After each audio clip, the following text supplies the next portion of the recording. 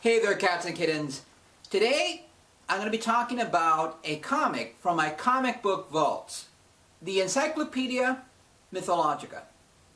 Now, this comic was pretty much tying into the popularity of Thor and, to a lesser extent, Hercules. The wonderful thing about this book is that it talks about all the active pantheons that have interacted with the Marvel Universe.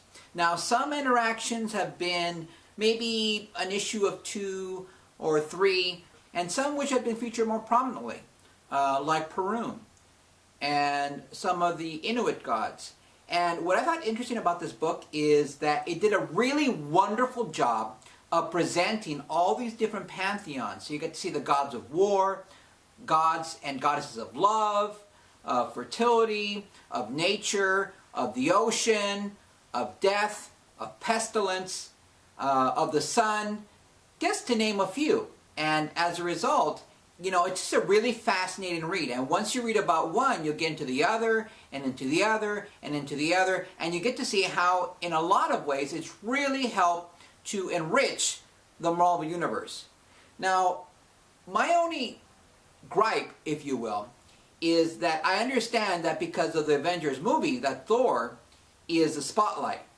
But I think that Marvel has done such a good job of reflecting all these different pantheons. It's a shame that outside of Thor and Hercules, that they don't really use any of their other pantheons. Because I, for example, think that the Slavic, while they do have an equivalent to Thor, Perun in and of himself is interesting enough.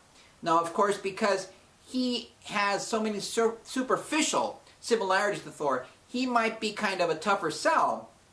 Still, there are other gods and goddesses within the Slavic pantheon which I think would be very successful, as well as within, as I mentioned, the Finnish, the Celtic, the Aztec, the African, the Egyptian.